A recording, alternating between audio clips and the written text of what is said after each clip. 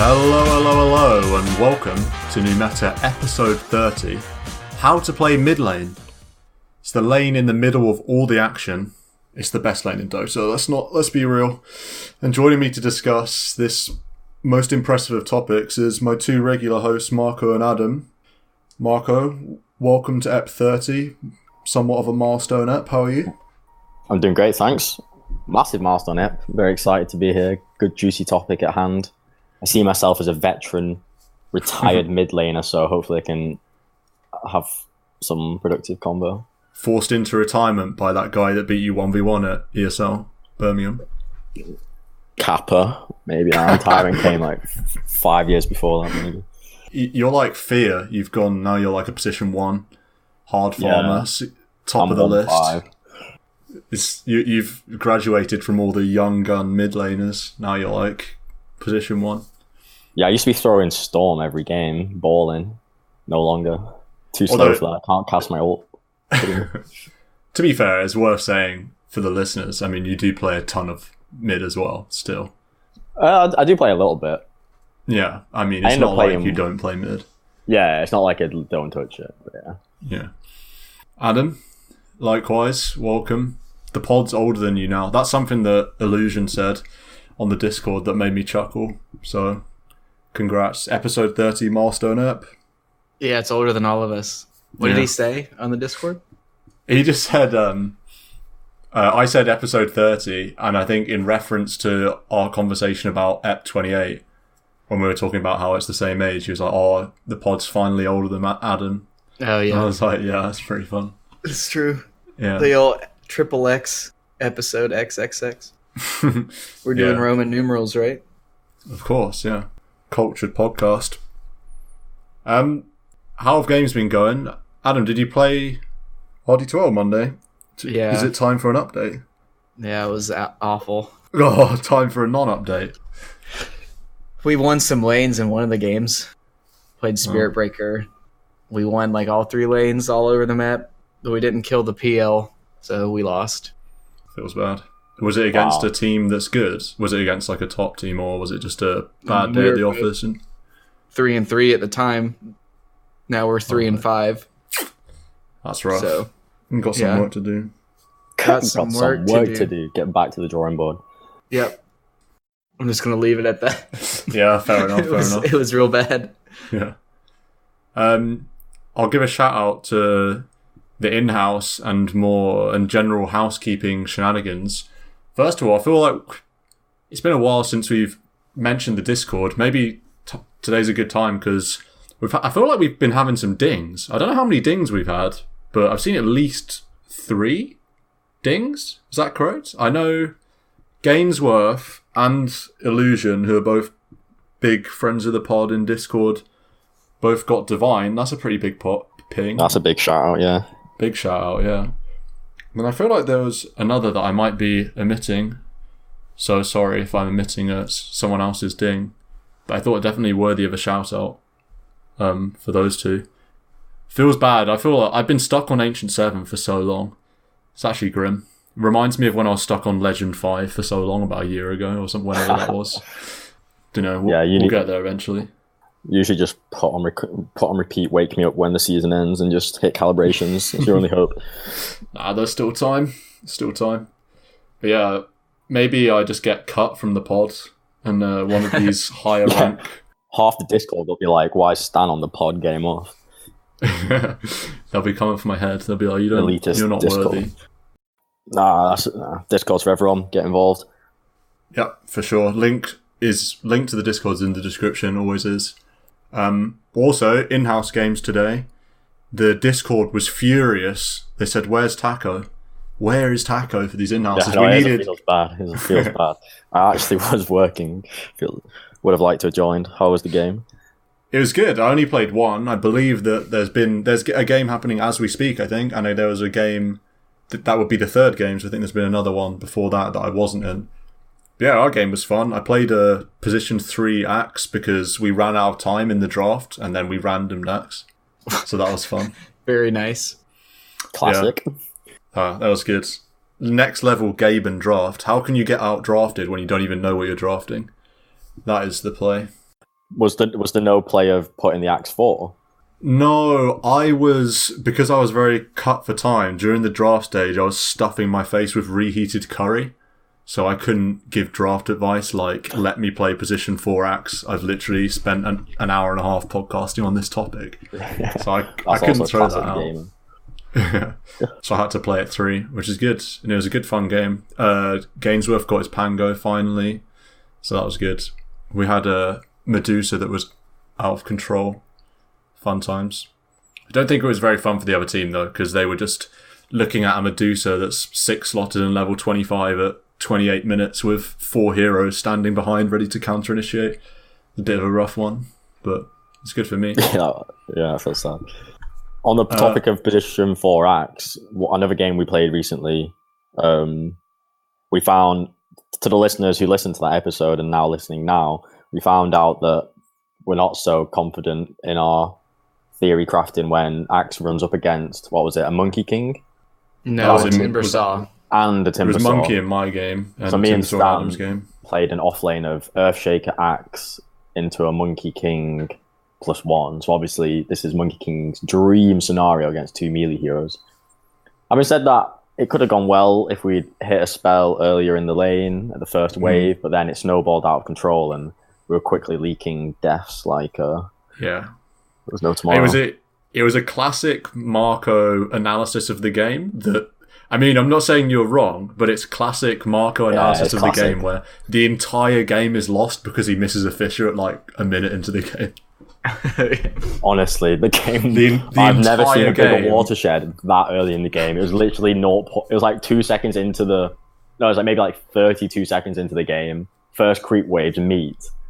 I miss a Fissure on the monkey. Like, I don't hit him, don't stun him with it. But we're bashing his face in with our right click. Probably so gets him killed. Yeah. He gets out 1 hit and then missed that, and then snowballs the way.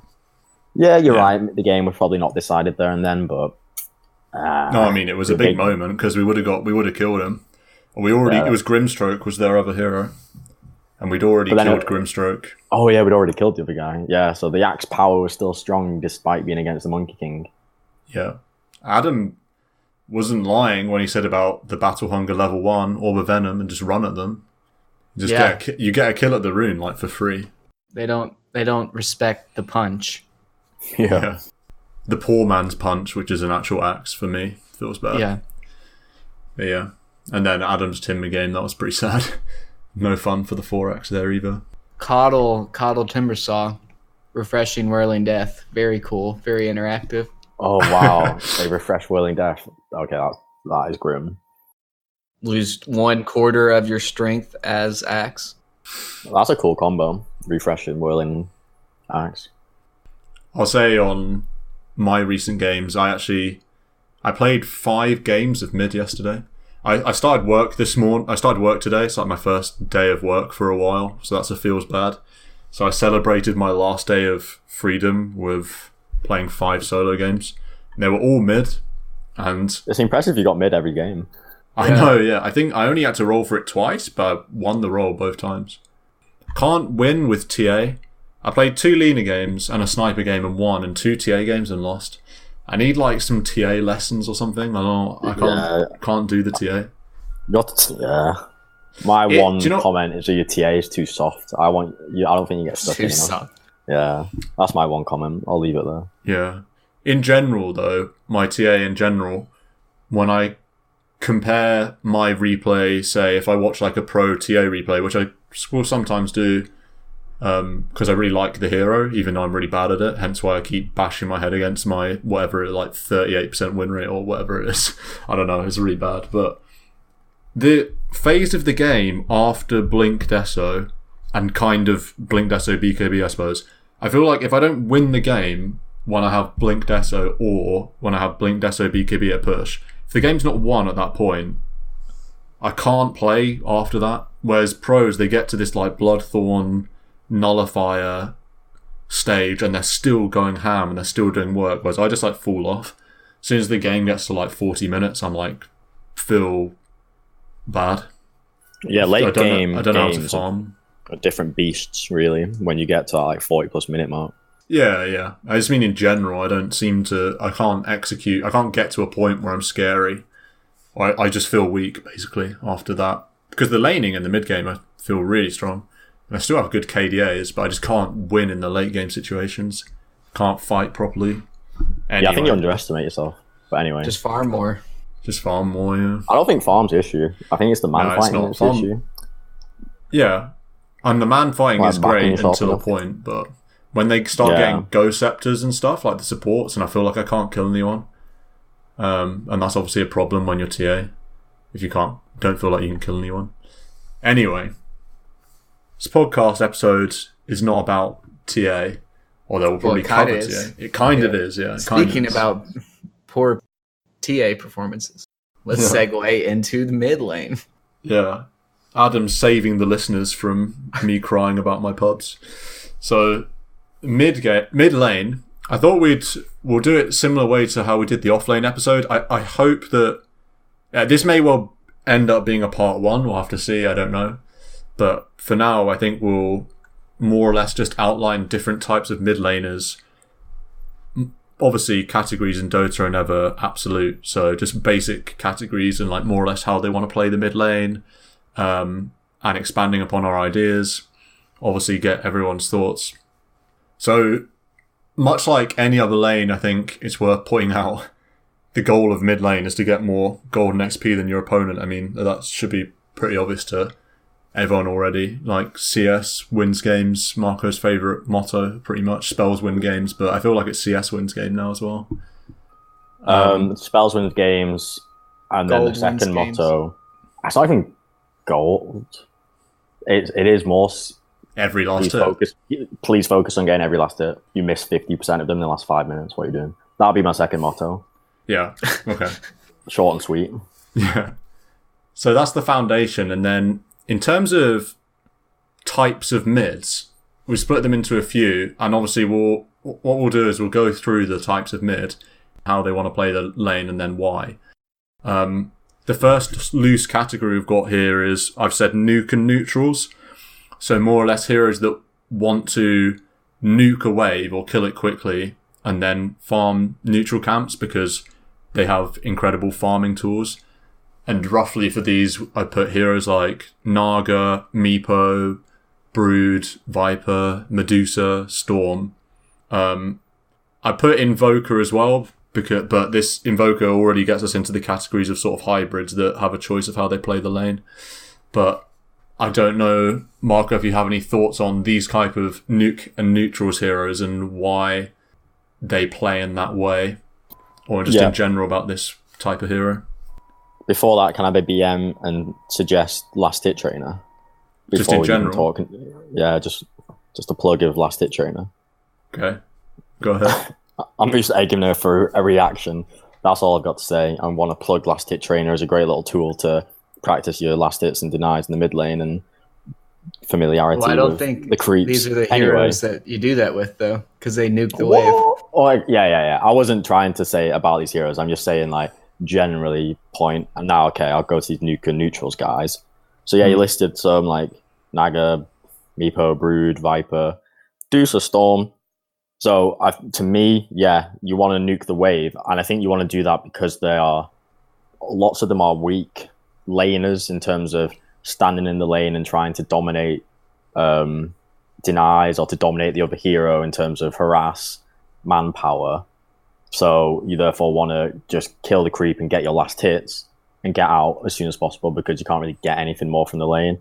And like I think of Storm, who is a hero here I'm more familiar with. If you think about him, he's got a shitty attack range, so he's vulnerable in that sense. He's got no escape mechanism until 6. He likes to use his Q, which he has to be stood next to creeps to use, so he puts himself at risk a large amount when he's using spells and when he's CSing. So someone like him, he wants to be in the lane as little time as possible, so you nuke it, get out. Same with heroes like, maybe Meepo's the same, I don't know, Brood. Definitely Medusa is the same, like she's weak and vulnerable, so just nuke the wave and get out. You'll be safer and you'll farm more. Viper's an annoyingly good hybrid in the sense of, well, maybe the new Viper's not much this, but to me, my idea of Viper is that he can lane dominate and he can like out harass and out sustain other mids and therefore just win last hits and denies. But I also know that this Never Toxin build means he can go in woods more.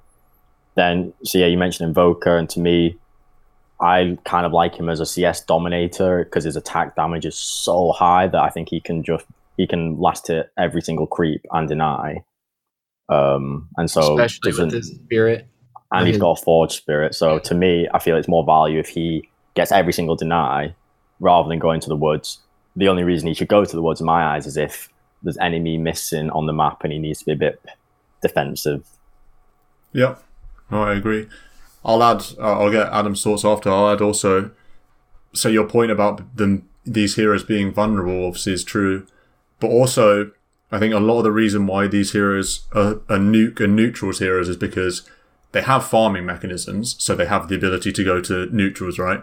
But also they are win condition heroes in themselves, like a Naga, other than Viper, all the heroes we just mentioned are basically like win condition heroes.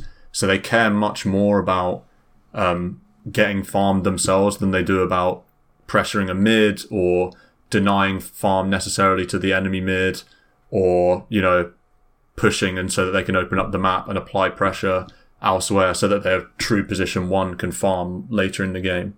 It's more important to them that they just get golden XP ASAP and don't lose their own tower. Like a Storm Spirit or a Medusa or a Meepo, they don't really care about getting the enemy mid tower like super early. It's not as important as it is to some of these other mid heroes. They need to open up the map for their position 1. So that's like another element of the way I categorize these nuke and neutrals heroes. I don't know if you've got anything to add, Adam. Mainly just that these are the types of mids that I play. Yeah. You can throw Alchemist in there as well. Yeah, I think Alch falls under this a lot. Because they push out the wave so hard, you have a lot of downtime. So you might as well just go and take the jungle. Yeah, that's a good point, yeah. Also especially with like Alch and Medusa, you can miss a couple creeps in mid and go and like stack a jungle camp for yourself and then come clean up the wave and then go back and take the camp. You just build up a gold bank for yourself later.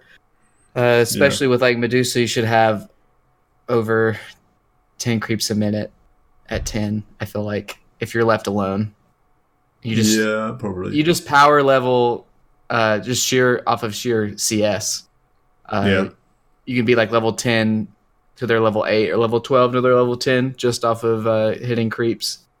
And some of these are weak laners. Like Storm is bad before 6. Medusa's pretty bad before level 3 and Mystic Snake, so level 5. But then other heroes like Brood doesn't really show up in lane a ton because she can be literally everywhere. She just farms both jungles. Yeah. I think she definitely dominates though. Some lanes. Depends what the matchup is with a hero like Brood. It's so matchup Naga dependent. is a very, very weak, unless it's against a weak melee hero. Yeah, or like a hero. Naga's is a really strong laner if they have no way of clearing illusions. Yeah. But if they have a way of clearing them, then it's pretty weak. The mid is given to them because they need the levels. So you can get as many points into illusions as possible. So you can farm the whole map. So some of these heroes take the XP advantage early that you get from being alone and then leverage that into stronger farming. All of these mid heroes will leverage their level advantage, but these ones will be leveraging it for farm, like you say, gold, rather than... Yeah, I think that's a really good way of putting it. About they needing that XP, and then so if you think about Medusa when she hits, say 5 and she got level 3 Mystic Snake and the wave dies in a second, or maybe she needs level 7, boom, wave's gone in a second, then she's out to woods, or Naga when she gets maybe like 6, 7 and her illusions just nuke a wave in 2 seconds. These are really powerful like farming spikes, if you like, for these heroes. And then it's really potent because they can then leave the lane in a second, and then they're in their own woods, which is where they're not only farming more, but also more safe by virtue of being off the map and being deeper in their own map in the jungle. So what I think is a good point to make is those what you call nuke and neutrals, these guys that want to hit like a certain level early on, whereby they can then flash farm like the lane in the woods after that. It's really important that they get pressured. And I think it's really important that those kind of mids, so you could say Naga, even Invoker, even what's like a Deucer or a Storm, even maybe a Meepo, like these heroes, in my eyes, really should get at least one rotation on them. So if you're playing against it and you're thinking, like, how do I play against these really strong nuke and neutrals?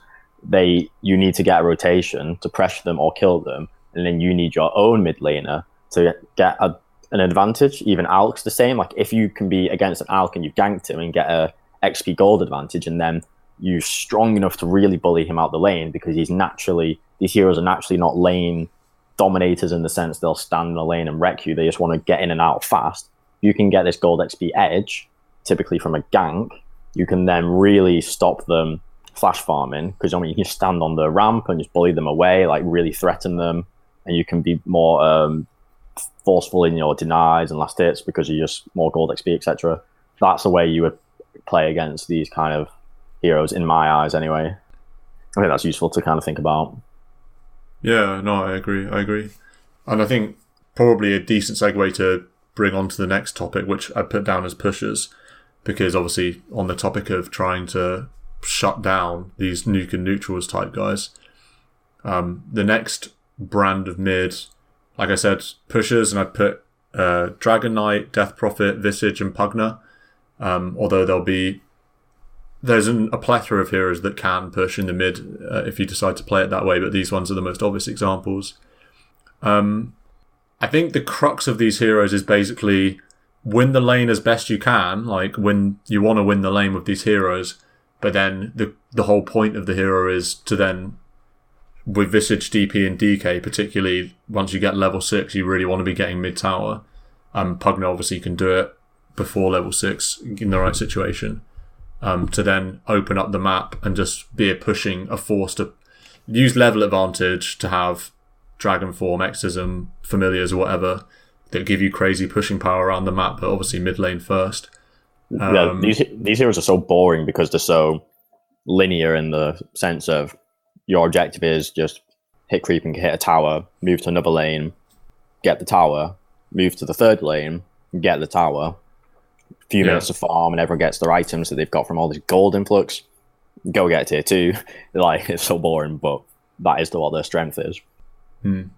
Maybe to someone it's not boring. I don't know, it's fun to be Dragon Knight and be super tanky now. With the Dragon Knight Black Dragon. Cool. Pugna can be a mid-game, like, nuker, solo killing people.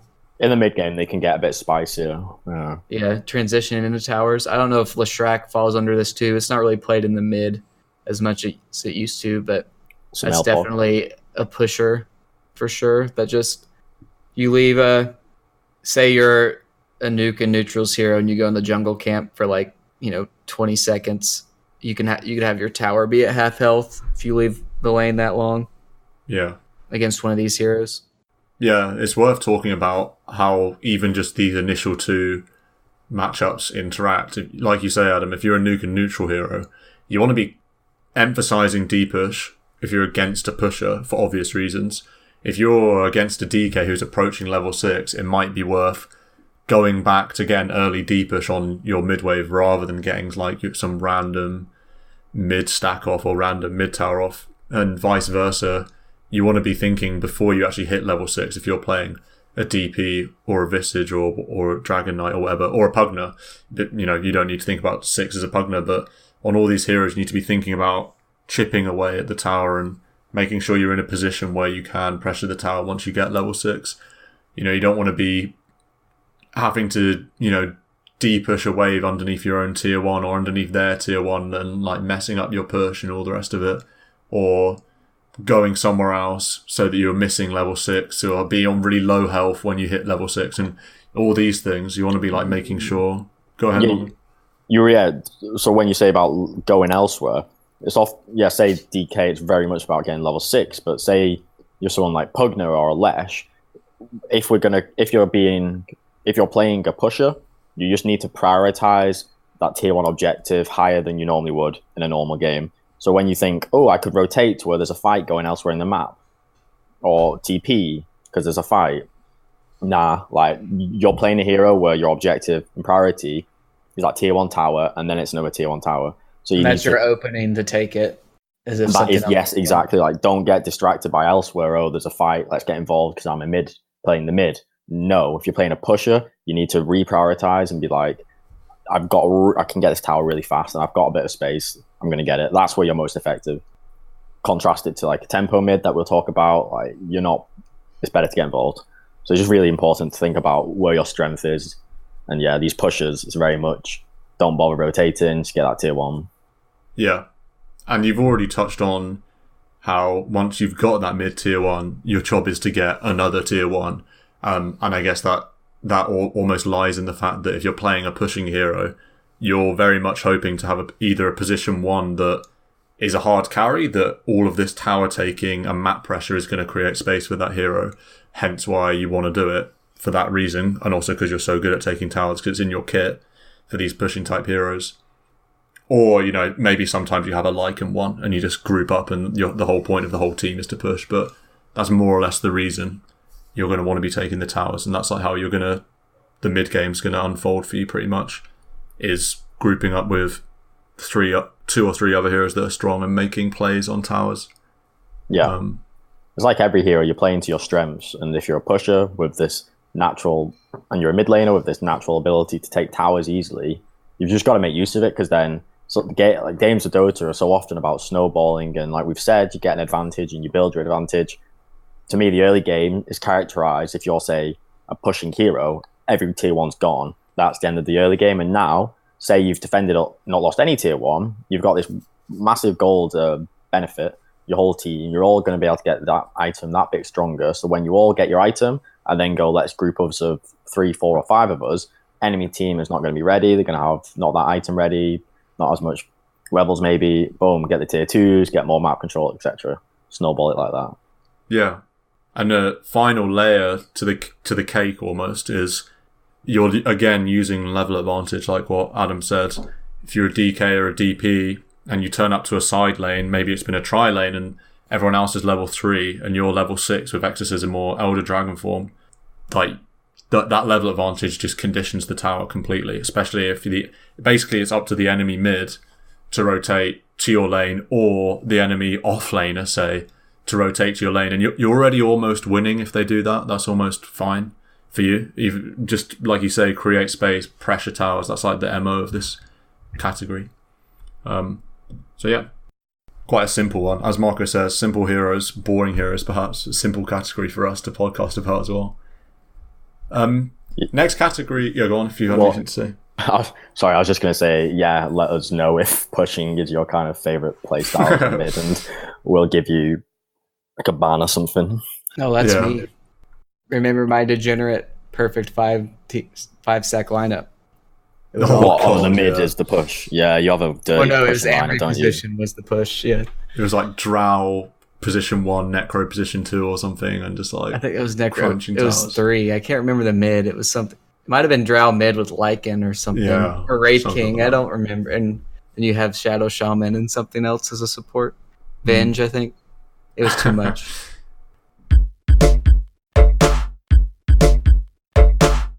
Category 3 I've got here. It's a bit of a funny category, so I'll be interested to hear what Marco's and Adam's thoughts, but this is the category I put down as lane dominator, and they fit an interesting space, at least in my mind, in the sense that they're not particularly good farmers, although I'm about to mention Razor, who kind of is a really good farmer, but traditionally Razor. I also have mentioned Monkey King and Tiny as well, and Necro to an extent, although obviously he's in the dumpster now, but probably worth name-chepping him for old time's sake. Pugna falls under here too, sometimes. Pugna. Yeah. The idea of it, in my mind, and I'll let Adam and Marco jump in a sec, was basically heroes that you more or less pick them when you already know the matchup to crush the counter pick. The counter pick to crush. And the point of the hero is not just to get... Well, the point of the hero is to get every last turn, every deny, hereby denying the enemy mid from having any kind of game. Like, you can't just, oh, I won the lane, I was 500 gold ahead at 8 minutes or something. Like, the point of this hero is to crush the lane and That's crush the classic the enemy Stan mid. comment. I was 500 gold ahead at minute 10. I won the that's a lane, but my classic. side lane's lost. Yeah, That's scroll a through the classic. graph and find the one moment in the game where you're ahead. Yeah. Wait, where is it? 26 minutes, 200 gold up. Yeah, literally, yeah. Oh, 4 minutes in, I had 2 more CS. Where's the justice? My team fucked up. But no, yeah. So before jumping into what I'd say about lane dominators is, so how you say they want to be getting every last hit and deny. A comment I'd make to that is, this may You be want to do that obvious. in every lane. Yeah, Of you course. you of course want to do that in every single lane, but also what you would love to do in every single lane is kill the enemy hero, and in every single lane you'd love to kill the enemy tower. In every single lane you'd love to get every rune and also rotate and get kills on the side lanes. However, you cannot achieve every single objective at the same time unless you're just smurfing or something or got hacks on. And so you're going to naturally have priorities, like we said with the pushers. So like we said with pushers, you should prioritize, because of your toolkit, pushing towers rather than, say, rotations or ganks. And obviously with every, like I've said, every mid laner should be wanting to get every last hit and deny, but sometimes they'll have other priorities. Like if you're a nuke and neutrals guy, you're not going to sit around to get every deny because you've nuked the wave, so you go into the woods. Say with And a that lane, gives up rune control, whereas if you're the pushing hero, you push in and then you get the rune control. Like, you yeah, get exactly. some little benefits to your kit towards the other goals, but you can't do all the goals. You can't do them all. So when we talk about lane dominators and we go get every CS and deny, yeah, that's the same for any mid on any lane in Dota. But these guys in particular, that should be your priority. You shouldn't be looking to shove the wave and start chipping the tower, because then you're not gonna get every deny, and the enemy hero is going to be safe and not get harassed and get last hits. Rather, you want to control the creep wave, control that equilibrium in a point where, say, either the enemy is threatened of, say, you're a Razor and they just run at you with static link, or a Monkey and run at you. They're threatened and got to be passive, and then you just get every last hit and deny. That would be the dream scenario, really. And then maybe when the runes are coming up, give it a little push, get the rune, come back. So playstyle a bit different. But yeah, that's the way I'd see the lane dominator. Yeah. Adam, do you have any thoughts on the lane dominator? I mean, I've got three or four heroes here. You mentioned Pugner also, but any... Well, Monkey King I think he is the best hero against melee, just like a melee matchup in a vacuum. Yeah, I just think so. He's the most punishing, I think, because you try and come up in CS and he gets at least 2, if not 3 Jingu stacks on you just from you walking up to a creep. And then it's really easy for him to use the stun to get the last one, and then that's all the denies then, there, because of the bonus damage. Razor, you get about 1 out of every 2.5 lane or waves of creeps, I think, if he does it right, because of the way he sucks off the damage, and it gets worse as he gets more levels. And then is Tiny just for like throwing back in the tower and then just big? No, bursts, or what? I was Tiny. I put there for tree grab. All of these heroes have kits that enable them to get CS way stronger than the other. Razor, static link, obviously Monkey with Jingu and the threat of Jingu, and the threat of kills. And Tiny, because of tree grab, he just has way higher damage than the enemy mid. Yeah.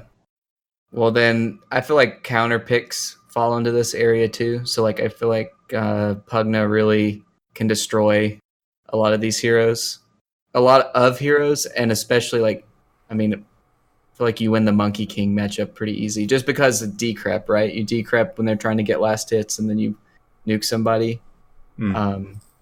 Yeah, there's definitely matchups where heroes that aren't normally lane dominators become lane dominators because of how good the matchup is. So say a TA versus Lina. The TA is going to be this crazy lane dominator. Lina's not going to be able to get CS outside of her Q, probably. Yeah, Huskar versus DK or something. Yeah, Huskar is another great example. Huskar versus DK and other melees.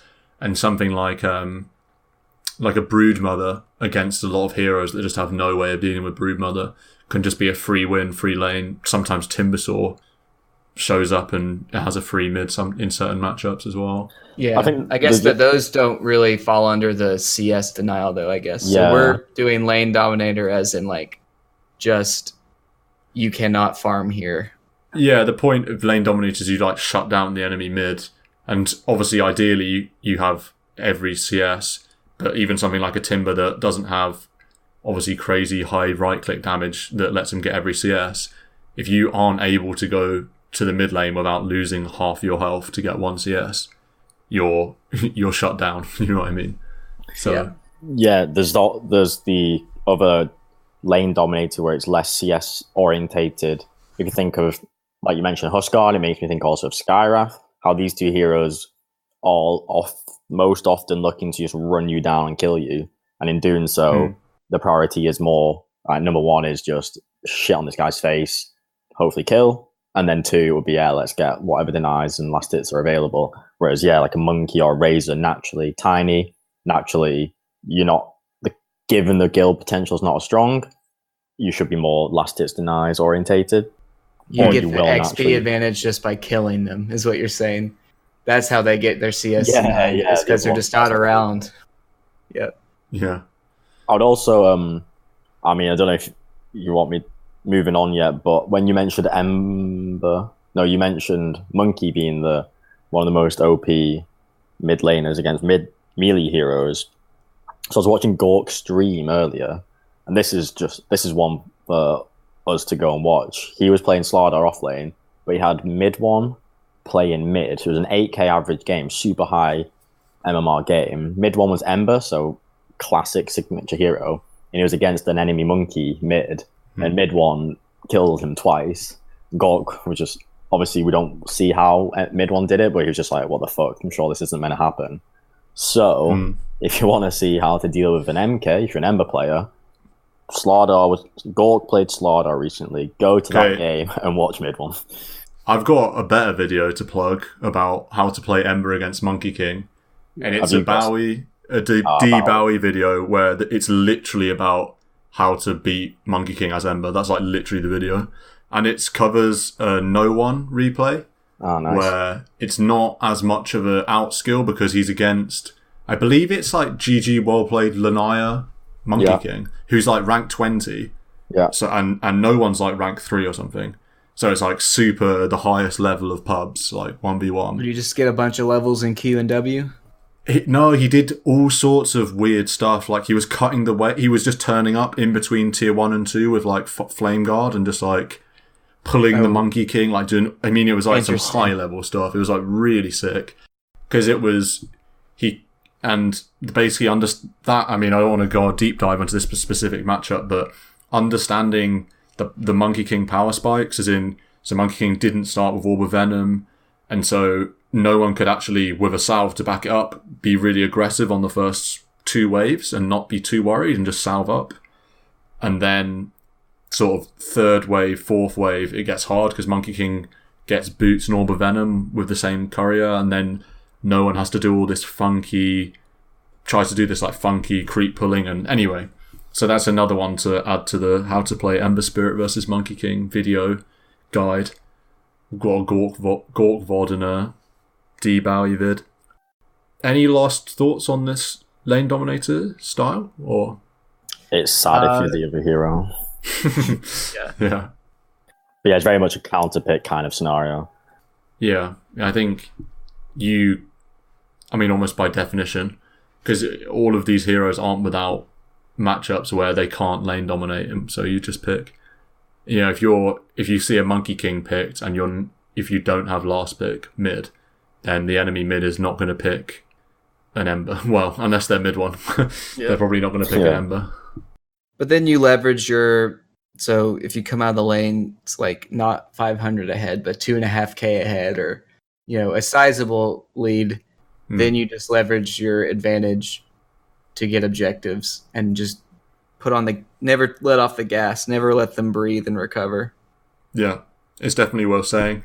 It's like the objective of the lane dominator almost stays the same in the early game, and I mean mid game's a bit different, but even just if the enemy tries to recover in the jungle, if you're a Monkey King or a Razor, well, I don't know about Tiny Mid that much, but certainly Monkey King and Razor, you almost want to just keep shutting them down, like run into their jungle, all this sort of stuff, within reason.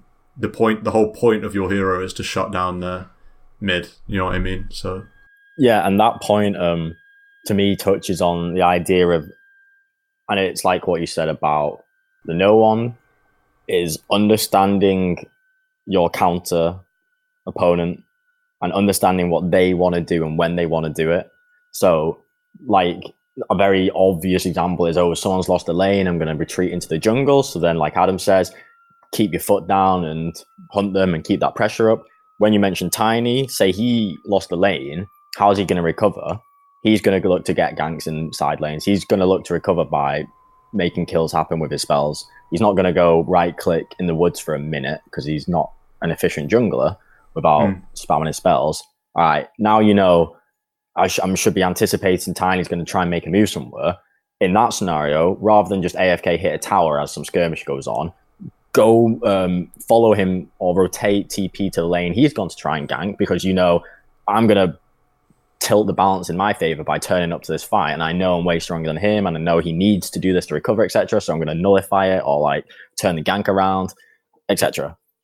General point of it's really good to know and important to understand the enemy hero and what they want to do, and that's one of the big things that makes a mid laner so good, i.e. the player, because when you're so experienced and played every matchup hundreds of times, you know all these little bits of info and insights, and you then make the most of it. Another thing I'd add is you can flip the coin. If you're a hero that's on the losing end of this lane dominator kind of matchup, like the Ember versus Monkey matchup that we just said, or perhaps you're a DK versus a Razor, it's also, as well as recognizing what they want to do and when, you should also think about what you can get from the lane, however small, that's going to let you do what you want to do in the mid game. So the classic Ember thing is once I'm level 6, basically, if I can get level 6 at like a good time out of this lane or out of these jungle camps, that's like the most important thing for me. And I can sort of not all in, but pretty much just try and get level 6 at a good time, and then I can leave this lane. I can do jungle things, and this sort of ties into a point that I'll mention later about not leaving the lane, because levels are super important on Ember. It doesn't matter particularly if you're just farming neutrals, say, because the lane's so bad. That's probably a bad idea, because you're going to fall behind on XP, even though you might not fall behind on gold so much. It's more important if you can just ferry regen. Whatever gold is going to be bad because you're ferrying a few sows, but because of your hero, you just want to get level 6, and then you can move elsewhere and you can do Ember Spirit things. You're trading off gold for XP effectively. Yeah, which is super important on your hero. Whereas there's some other heroes that don't rely so heavily on level 6, i.e. heroes that aren't tempo mids. Say you're a Medusa against a Monkey King. That's another terrible matchup for Medusa. It's that your hero doesn't, unlike Ember, doesn't function to fly around the map with level 6 with mobility doing tempo things. So you can stack the jungle, for example, a lot more so that you can come back and farm it later, rather than bashing your head against the wall with regen mid to get levels. It's just something else to understand. That even though your matchup's bad, you need to know what you can get out of it and when yourself. Yeah, general point I have about mid is a reason I don't really like it as much anymore or play it as much anymore is that for you to be really good in the lane, really good as a mid laner, no matter what your MMR is, really, it is really important to be familiar with all these matchups and to understand like where your strengths are, where the enemy strengths are, weaknesses are, etc. And obviously there are going to be loads of possible matchup combinations given the number of heroes possible. That's just a general point about why I'm not into the mid lane as much anymore. It's kind of too hard to keep up with when you don't play it lots. Fair enough. So, bit of drums, and we'll talk about tempo mids.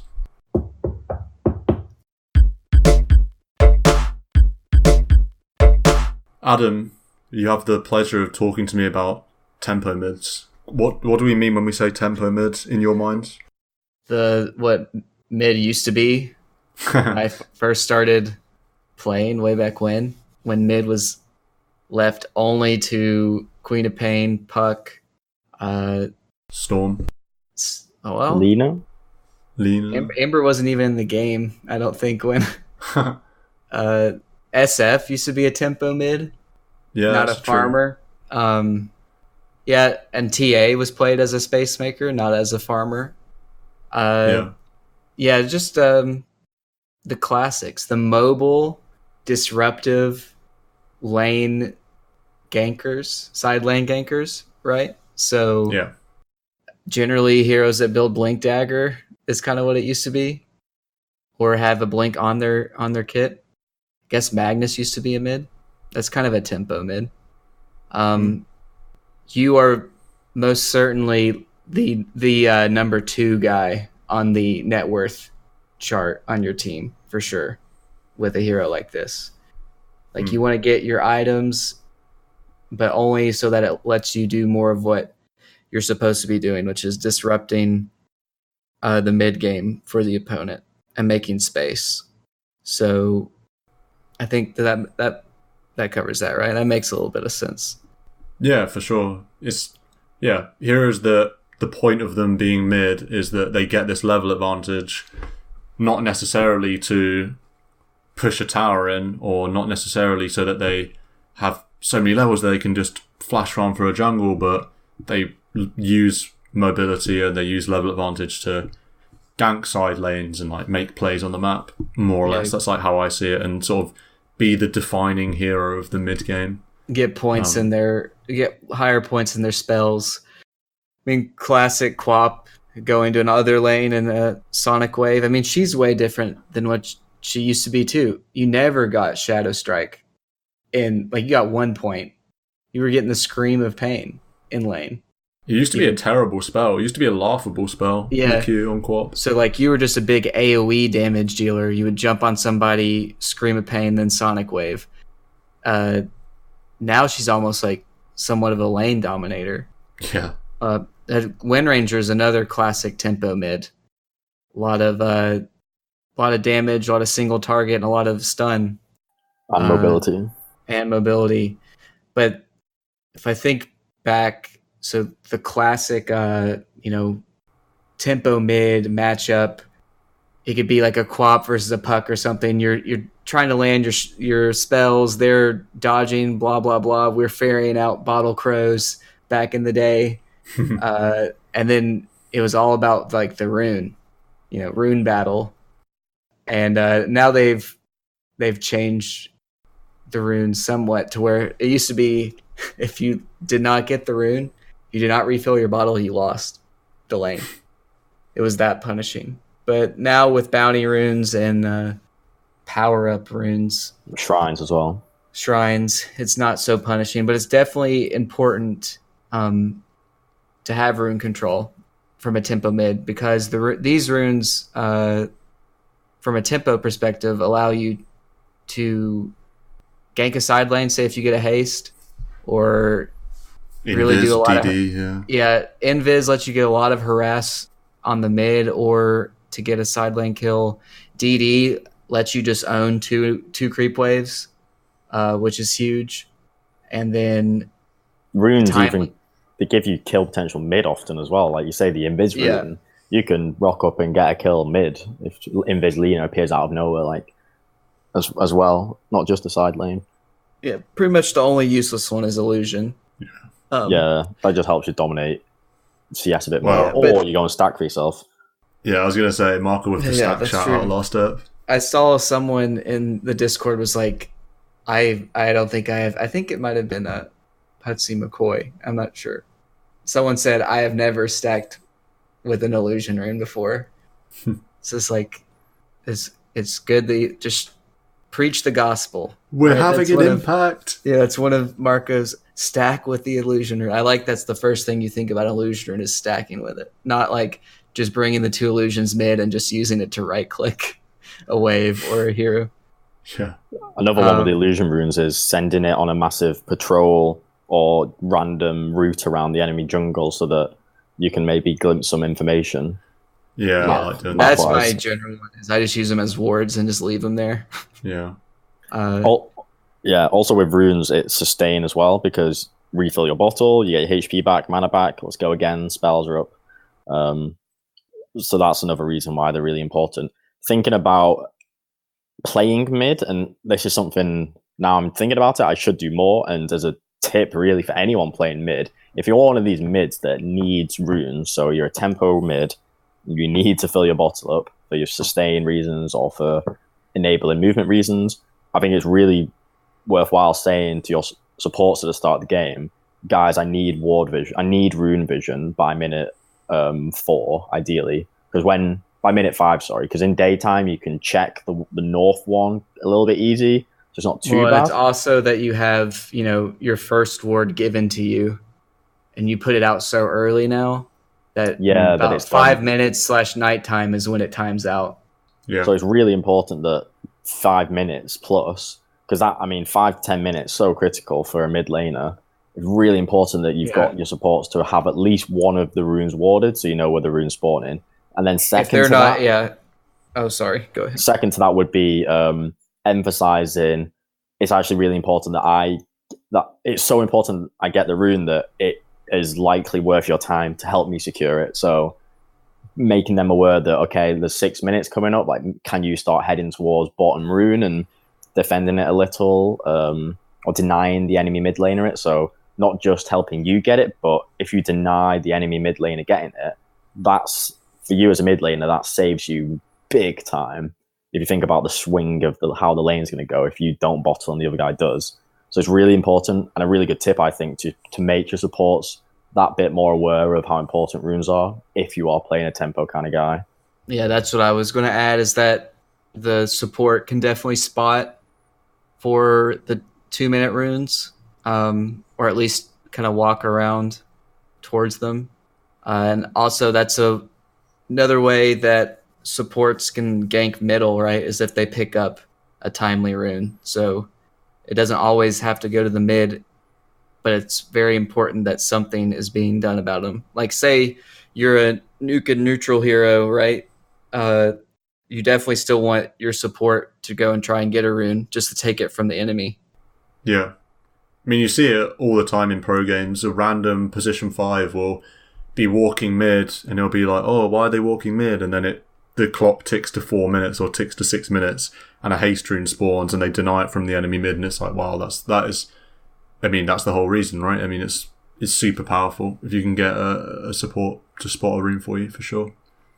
And then the next layer in the game, or the next point in the game, so 5 minute and 10 minute bounty runes. So 5 minute bounty runes, more likely that the mid lane isn't involved. Sometimes will be 10 minute. I think it's nearly every game. If you're a tempo mid, you should be looking to get at least 2, if not 3 runes. So i.e.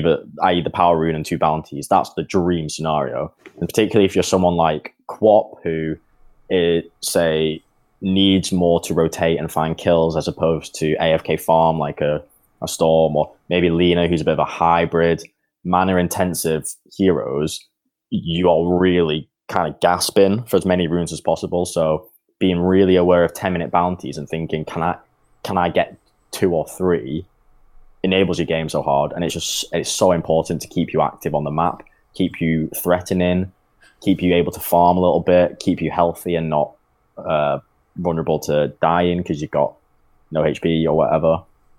Really important to have runes on your mind. Yeah, not only for the actual getting of the runes, but also if you're a tempo mid, we talked already about how you're using this level advantage that you've got out of mid to use your mobility and either your crazy nuke or your crazy disable, or however the tempo is formulated into your hero's kit.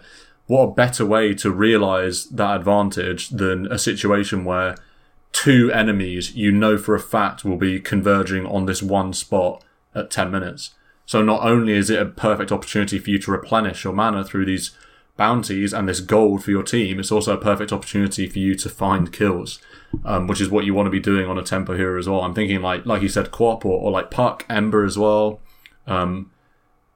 It's a dream situation. Just a rune fight at 10 minutes is going to be great for you because you're often going to be able to get kills out of it, let alone bounties. Yeah, that is if they contest. It used to be it was much more on the tempo mid themselves to make these types of fights happen, right? Is they had to go to places, but now with the way the game is, you have built-in objectives and like team fight locations every 5 minutes that you can take advantage of. So that part of like the tempo mids responsibility is kind of already taken care of, right? Now you just got to make sure that you are in the area at that time to make stuff happen. So you either get a free bit of gold or you get a team fight, which is what you're looking forward to in the first place. So that comes down to like supports maybe warding at 8 minutes for the 10-minute rune, just so you know, and you see people set up, and then maybe you're like, tell the team, okay, the 3 of us are going to go up here towards this rune type of thing. Yeah, definitely. Because if you're not going to use the tempo mid like spells to do things, you might as well just pick someone who's going to farm a bunch, because it's kind of what the hero like excels at. You're not going to pick Puck to just AFK farm. You're going to pick Puck to like team fight and do stuff. Yeah, no, it's totally valid, and it's worth emphasizing. You know, this is something to think about before it actually happens. It's not like it gets to 5 minutes. I mean, it's easy to say, but it's not like it gets to 5 minutes and you're like, oh, runes. Something you want to be playing around. And the better you are at the game, the more you're going to be thinking about these things like 5-minute bounty runes. Someone like me, maybe I'm good enough to think, oh, well, I'll rotate at like 440 or like 430. I'm like, oh, I'm going to go top because I have a good kill potential and there's runes coming at 5 minutes. But then even if you're even better at the game than me, which is pretty easy to do, then you might be thinking, well, I need to have good mana, good regen. You know, there's plenty of times where it gets to 430 and I'm either in the jungle or I'm like regenning, and it's like these runes are so important. I think like Marco always emphasizes them as really, really important to have yourself in a position where you can contest them. Like you have a lane skirmish and then you have to go back to regen. It's like, why did I just do that at 4 minute 30 seconds? Like now I have to go back and regen and then I'm going to lose all the runes, because that's why when I decided to make this trade happen. Yeah. Right now. For sure. Completely.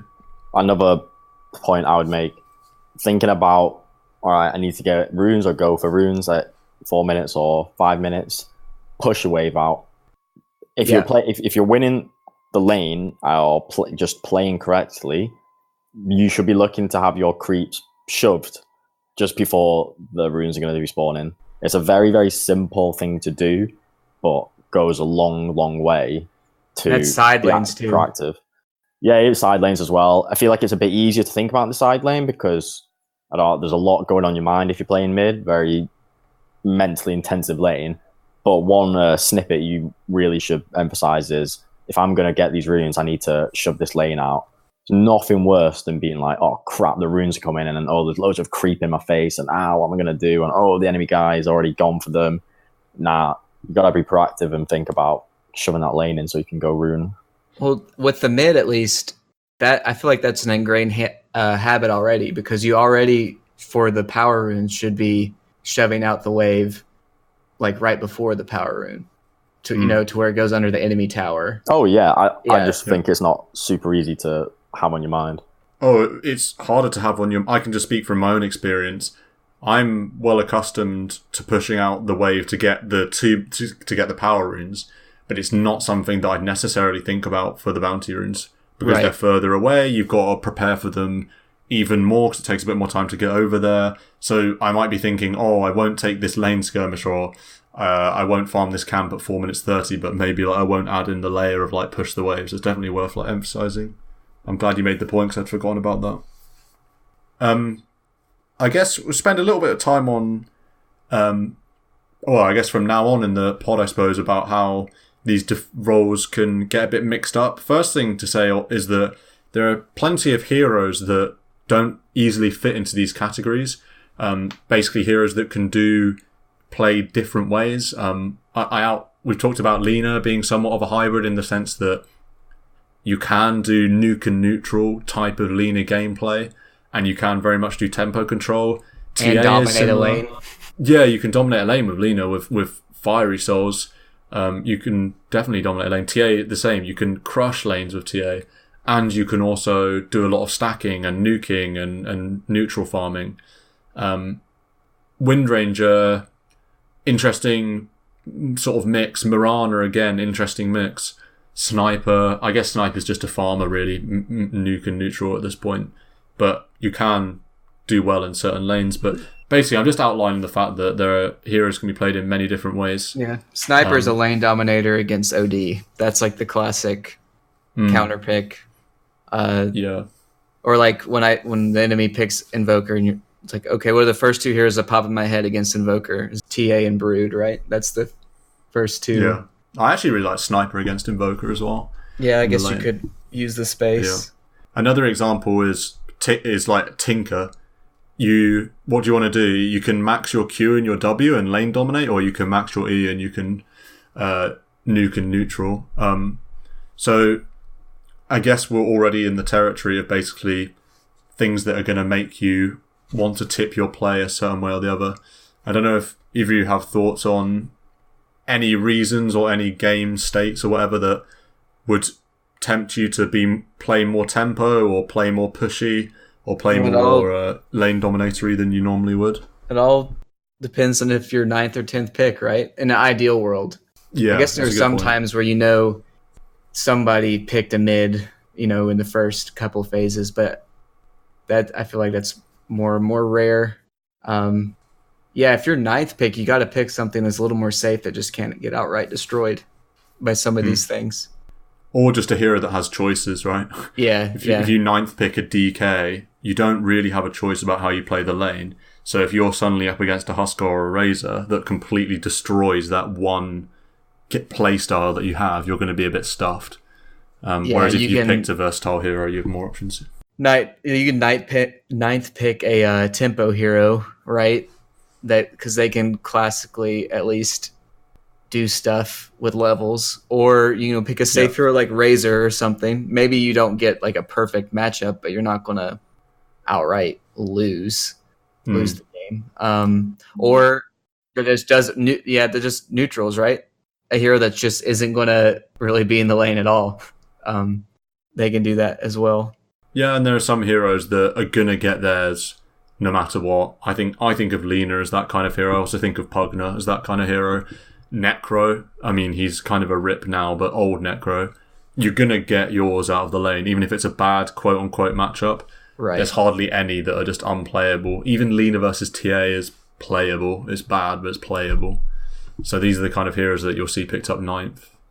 Another obvious factor to consider when deciding your playstyle is the composition of your own team and what your own team's relative strengths and stuff are. So if I'm thinking I'm a mid laner and I know my team, easier one to go with, my side lanes are absolutely crushing it.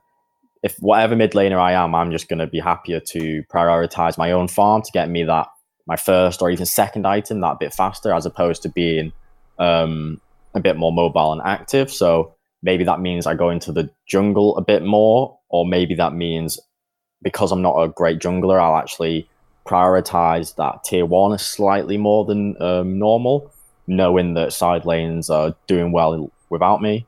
On the flip side to that would be I know my side lanes are a bit weak, therefore I'm going to prioritize even more me being present in the side lanes or me being active on the side lanes. Or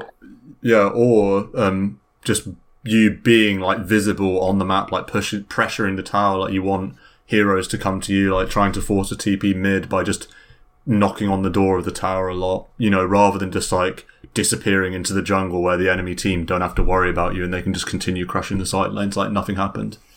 I mean, do we want to just talk about laning tips? I kind of had a tip that I was going to talk about that it was like for every lane, kind of. Fire away. That was the idea. Well, so this is in a perfect vacuum, right? A perfect world for a mid where you get the courier usage unabated, right? All the time. Yeah, how it should be. Yeah. I feel like there's very few times when you should not be getting it all the time. Like, very few legitimate reasons why your side lane should be bringing anything out. Yeah, But, or if they are bringing something out, so I think when I'm in the off lane, put your item on it. Like, you've got a soul ring, put it on the chick, but wait until your mid uses the chick, yeah, and then you take it off after he's ready for it. or Don't at bring it least out straight away. communicate. Like, can I I don't- bring this out now? Yeah, maybe. Yeah, sometimes that works. General rule: just leave your item on chick until mid brings it out, and then take it off after the mid. Yeah, Niche But- point, but yeah, go on. with the It's courier. not, well, it's not even a niche point A because niche in the point of if you're new to the game, there's not like a point to focus yeah, on. for sure. But then fine-tuning. also, yeah, it's definitely niche in that it's really easy to adjust and not do that. But then also at the same time, it is good to recognize if your mid finally gets enough gold for his bottle and the courier's 3/4 of the way to one of your side lanes to bring out whatever, it doesn't matter.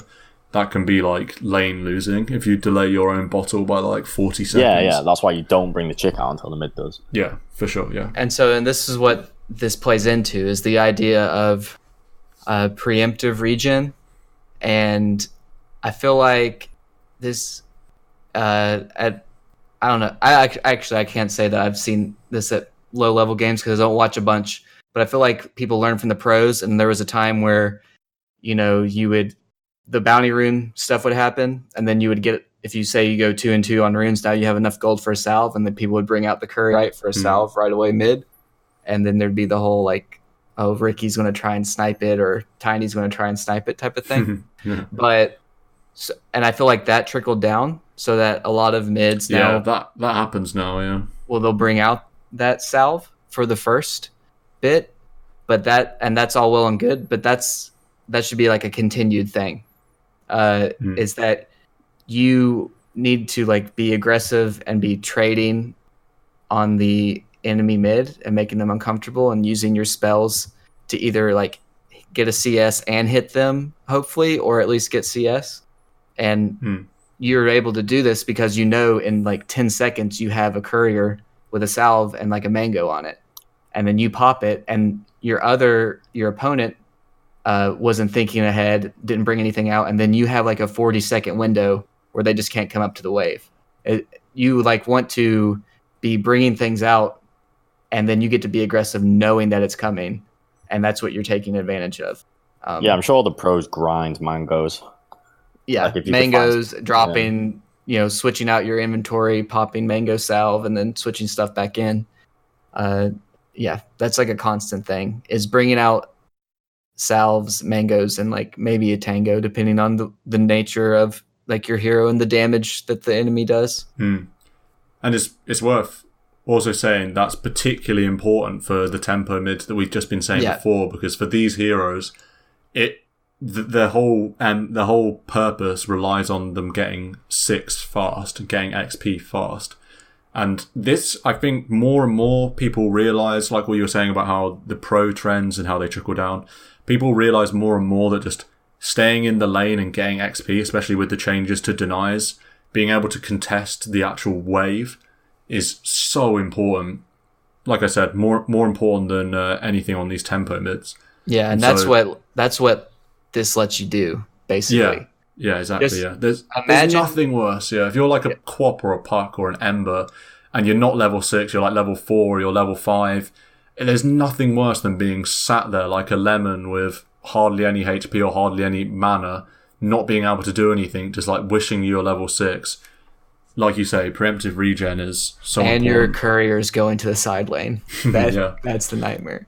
But yeah, I think just imagine you spent like 180 gold between a mango and a salve, and that buys you like 45 seconds of just free farm. I think and XP. I think a lot of top players would take that trade, and also it lets you get rune control. It lets you do the rest of your game plan, and then when you're at the like top level, stuff like that can just like win or lose you a game, or like or an entire lane based off of whether or not you had stuff coming out in a pub sense, I guess, not in a pro game, but like at the top pub Dota level, you can just destroy a mid just buy off of buying regen, and you can win lanes that you weren't supposed to just by doing that. I mean, it goes to show how important initial CSs for levels by the fact that before it got patched out, mids were literally using glyph on the first wave to try and disrupt initial CS. That's how high value these being able to contest these last hits are. Yeah, I don't remember what for the tempos. summit that was, but it was a TA versus Meepo matchup.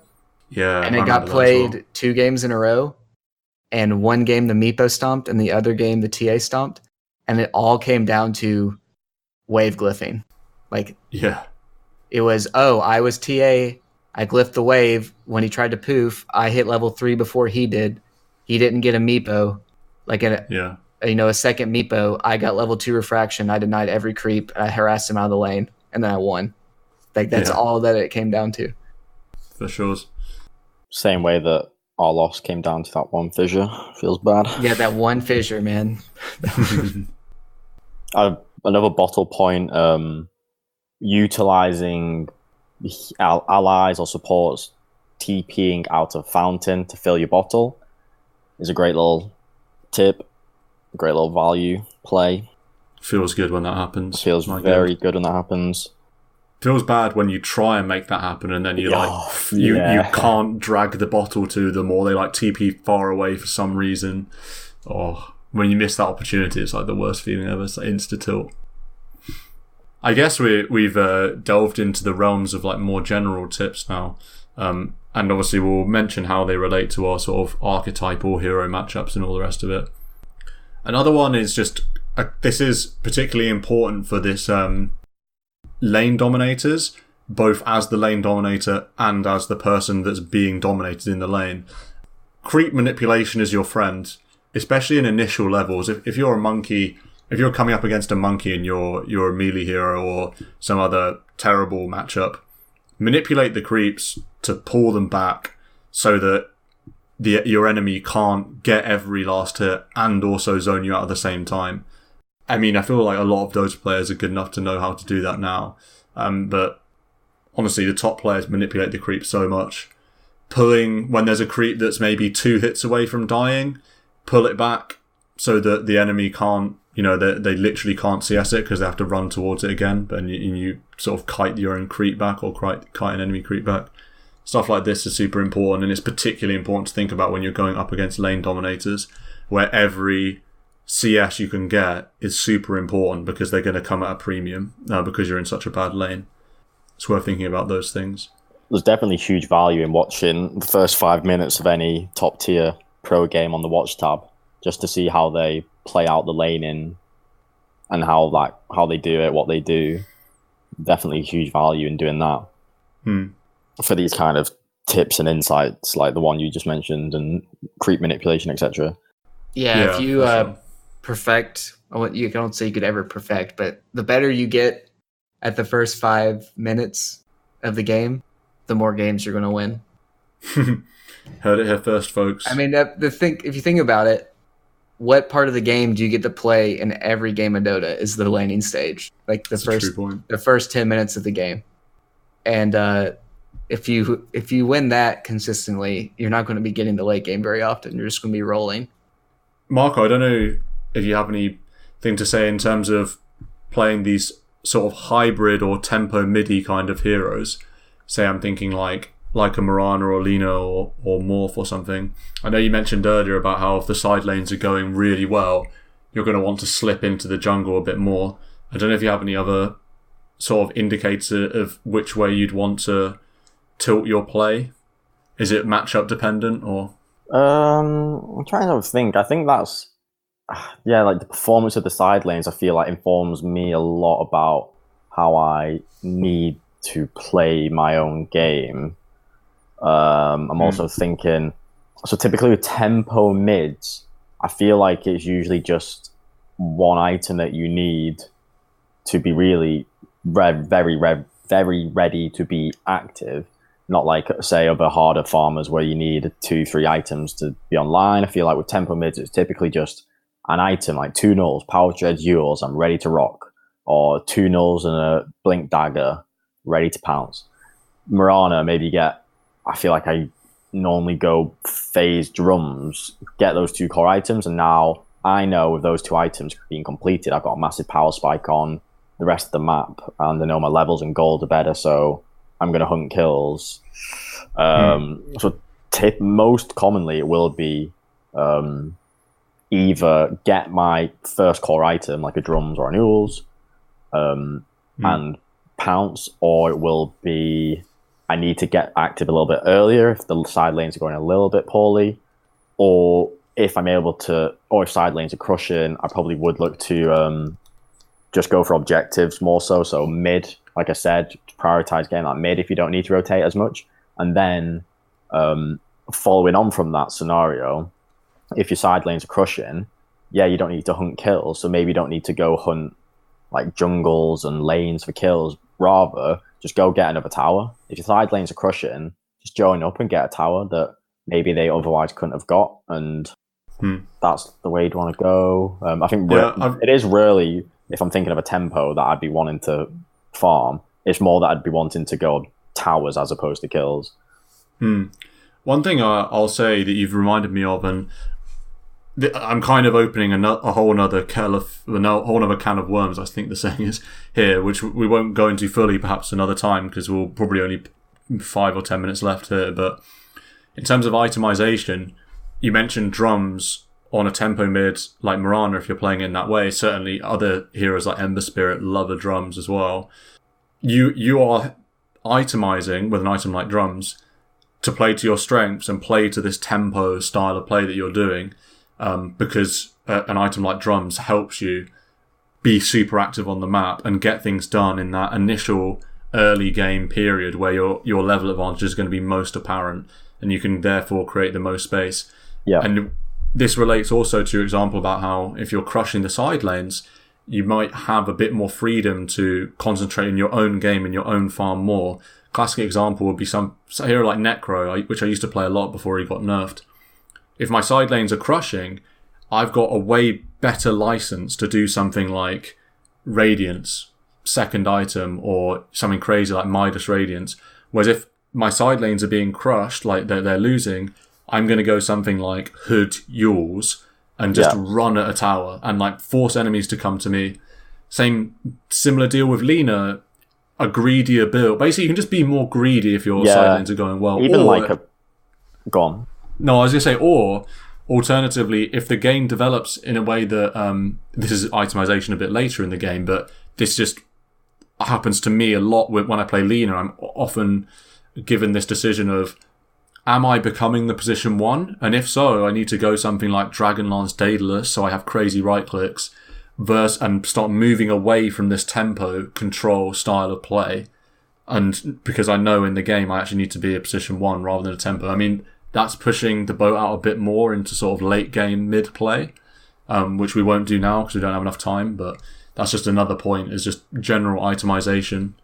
Yeah, go on. Yeah, that's definitely a good point. I was going to give another example of you could be a pusher hero, and it makes me think of someone like DK. If your side lanes are crushing, I don't mind you getting a Midas, because you don't need to get drums instead to help them out. Like, they're doing fine on their own. Just get a minus and accelerate yourself. It's just the same point you made. A second point I wanted to make is, I feel like it's those hybrid tempo heroes that are most often misunderstood. So if you're playing someone like a Lina or a Puck and you just get your dagger or your Yules, everyone knows, like what your hero wants to do and what your hero can do. But when I think about hybrid tempos, like particularly, I've had so many times with this hero, say someone like Shadow Fiend, where he can be a tempo player, but he can be a bit hybrid in the sense that he's very capable of farming and not being involved and jungling and even pushing. There are so many times, maybe, and this Potem sometimes happens with, but particularly Shadow Fiend, so many times I'll be like level 8, 4 raise levels, 4 necromancy levels, and I've just got like Power Treads, Wraith, Wand, and the rest of the game are all like level 5, 6, 7, maybe 5, 6, 7, yeah. And my team, this is party games, doesn't realize how strong I am Like they just think everything's all equal chill, and I'm like a level 8 Shadow Fiend with just like nearly no items, but just an XP and slight gold advantage. I'm two-shotting the enemy heroes with my razors. I'm right-clicking like a monster at this point in the game. If you think about level 8 Shadow Fiend with full Necros souls, oh man, these hybrid heroes, and maybe Potent can fall into it sometimes as well. I would throw TA into this. TA is misunderstood. TA peaks way before like Blink, Deso, BKB. If you just turn up to a side lane with like 4 points of refraction and 1 or 2 points in meld, you are two-shotting heroes. Yeah, and you really need your team needs to understand that you are that strong, such that, okay, make a fight happen, or don't be scared to make a fight happen, or don't be scared to push a tower, or don't be scared to put your neck out a little bit, because this monster truck guy, or even someone like a Potent with, I've just finished my drums, or not even drums, but Potent with like level 4 arrow, level 4 Starstorm, say, outputting way more damage than you realize. And I feel it's often these hybrid kind of heroes that are less understood in that sense. Yeah. Awesome. I mean, we pretty much run out of time here. Yeah. There's definitely a topic that we'll revisit, though, for sure.